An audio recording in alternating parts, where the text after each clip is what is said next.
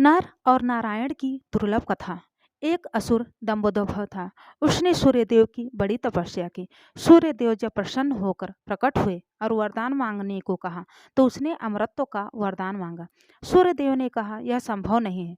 तब उसने मांगा कि उसे 1000 दिव्य कवचों की सुरक्षा मिले। इनमें से एक भी कवच सिर्फ वही तोड़ सके जिसने 1000 वर्ष तपस्या की हो, और जैसे ही कोई एक भी कवच को तोड़े वह तुरंत मृत्यु को प्राप्त हो जाए।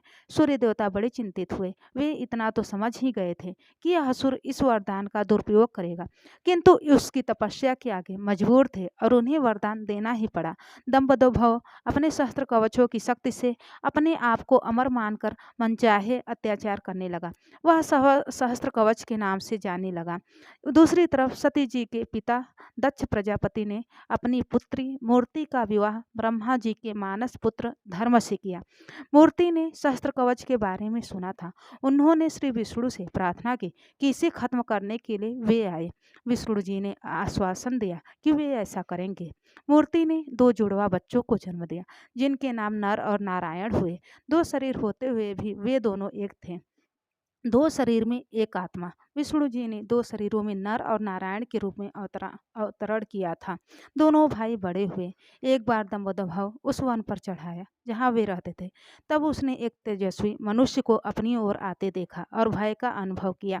उस व्यक्ति ने कहा, मैं नर हूँ, तुमसे युद्ध करने आया हूँ। भय होते हुए भी दंभोदभ ने हंसकर कहा, तुम मेरे बारे में जानते ही क्या हो? मेरा कवच सिर्फ वही तोड़ सकता है जिसने 1000 वर्षों तक तप किया हो। नर ने हंसकर कहा, मैं और मेरा भाई नारायण एक ही हैं। वह मेरे बदले तप कर रहे हैं और मैं उनके बदले युद्ध कर रहा हूँ। युद्ध शुरू हुआ और सहस्त्र कवच को आश्चर्य होता रहा कि सच में नारायण की तप से नर की शक्ति बढ़ती चली जा रही थी।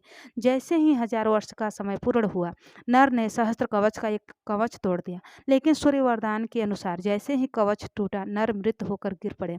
दंभोदभ सोचा कि चलो एक ही कवच गया है, किंतु यह तो मर गया। तभी उसने देखा नर उसकी ओर दौड़े चले आ रहे हैं। वह चकित हो गया। उसने सोचा अभी तो नर की मृत्यु हुई, वह कैसे जीवित हो गया? फिर उसने देखा नर तो मृत पड़े हुए थे। यह तो नर के जैसा प्रतीत होते हुए उनके भाई नारायण थे, जो अपने भाई नर की तरफ दौड़ रहे थे। दंभोदभ ने अट्टहास करते हुए नारायण से कहा, तुम्हें अपने भाई को समझाना चाहिए था, इसने अपने प्राण व्यर्थ ही गवा दिए। नारायण शांतिपूर्वक मुस्कुराए। नर के पास बैठकर उन्होंने कोई मंत्र पढ़ा और चमत्कारिक क्षण में नर उठ बैठे। तब दंभोदभ की समझ में आया कि 1000 वर्ष तक शिव जी की तपस्या करने से नारायण को मृत्युंजय मंत्र की सिद्धि प्राप्त हुई है, जिससे वे अपने भाई को पुनर्जीवित कर सकते हैं। अब इस बार नारायण ने दंभोदभ को ललकारा और नर तपस्या में बैठे। 1000 साल के युद्ध और तपस्या के बाद फिर एक कवच टूटा और नारायण की मृत्यु हुई। फिर नर ने आकर नारायण को पुनर्जीवित किया और यह चक्र फिर से चलता रहा। इस तरह 999 बार युद्ध हुआ। एक भाई युद्ध करता, दूसरा तपस्या। हर बार पहले की मृत्यु पर दूसरा उसे जीवित कर देता। जब 999 कवच टूट गए तो शस्त्र कवच समझ गया कि अब मेरी मृत्यु हो जाएगी।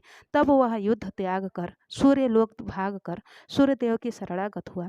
नर और नारायण उसका पीछा करते वहां आए और सूर्यदेव से उसे सौंपने को कहा, किंतु अपने भक्त को सौंपने पर सूर्यदेव जी राजी न हुए। तब नारायण ने अपने कमंडल से जल लेकर सूर्यदेव को श्राप दिया कि आप इस असुर को उसके कर्मफल से बचाने का प्रयास कर रहे हैं, जिसके लिए आप भी इसके पापों के भागीदार हुए और आप भी इसके साथ जन्म लेंगे इसका कर्मफल भोगने के लिए। इसके साथ ही त्रेता युग समाप्त हुआ और द्वापर का प्रारंभ हुआ। कुंती जी ने अपने वरदान को जांचने के लिए सूर्यदेव का आवाहन किया और कर्ण का जन्म हुआ। लेकिन यह आमतौर पर नहीं पता है कि कर्ण सिर्फ सूर्यपुत्र ही नहीं, बल्कि उसके भीतर सूर्य और दंभोदभ भी थे। जैसे नर और नारायण में 2 शरीरों में एक आत्मा थी, उसी तरह कर्ण के शरीर में 2 आत्माओं का वास है, सूर्य और सहस्त्र कवच।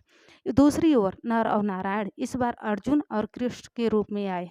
कर्ण के भीतर जो सूर्य का अंश है वही उसे तेजस्वी वीर बनाता है, जबकि उसके भीतर दंभोदभ भी होने से उसके कर्मफल उसके अनेकानेक अन्याय और अपमान मिलते हैं और उसे द्रौपदी का अपमान और ऐसे ही अनेक अपकर्म करने को प्रेरित करता है।